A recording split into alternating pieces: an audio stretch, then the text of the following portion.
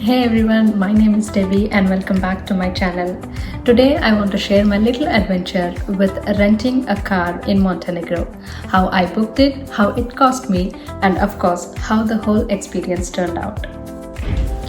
We actually decided to fly into Podgorica instead of Tivat because Tivat flights are way too expensive. So if you are on a budget or just trying to save few euros, Podgorica is definitely the best airport to choose. So the original plan was pretty simple. We landed in Podgorica, stayed a night there, and the next morning the driver was supposed to come over to our hotel and hand us the car key. Easy, right? Well, not exactly. The night we arrived, we got a call from the driver. He said the car we had booked got a puncture and he couldn't deliver it. Instead, he offered us another car. But here's the catch. It was an old model, had already driven 1 lakh miles, and honestly, it did not feel reliable. And you know how it is when you are in a new country on a holiday, you just don't want to take risks that could ruin the trip. At that moment, I remember looking at each other and thinking, do we really want to start our holiday worrying about whether the car will break down? So we politely dropped that plan, and that's when plan B kicked in. The next morning, we headed straight to the Podgorica airport and booked a rental car there instead.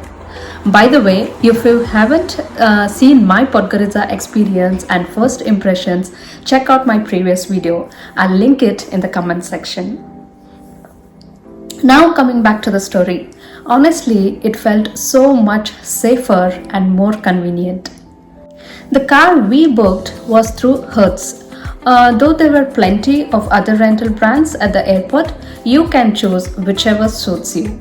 The rent came to 220 euros for 5 days, and that included comprehensive insurance.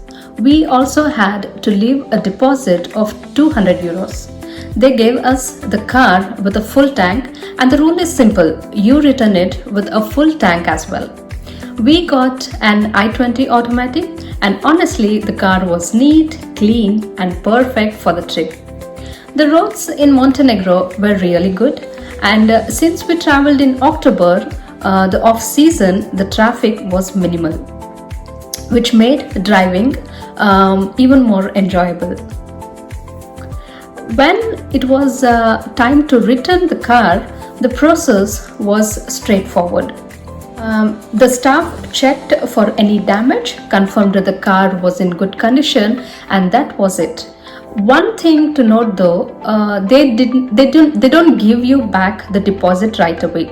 They told us it would take about 10 to 15 days for the advance amount to be refunded. The whole experience felt smooth and reliable, and that peace of mind was worth every extra euro. Sometimes sticking to the official rental counters at the airport is worth the peace of mind, even if it costs a little extra. And honestly, once we had the car sorted, the holiday vibe came rushing back. Windows down, music on, and Montenegro roads ahead. It felt like the trip had truly begun. So yeah, that was our little car rental story in Montenegro. A reminder that travel plans don't always go smoothly, but there's always a way to make it work without losing a holiday vibe. And if you enjoyed this story, don't forget to like, share and subscribe. Thanks for watching.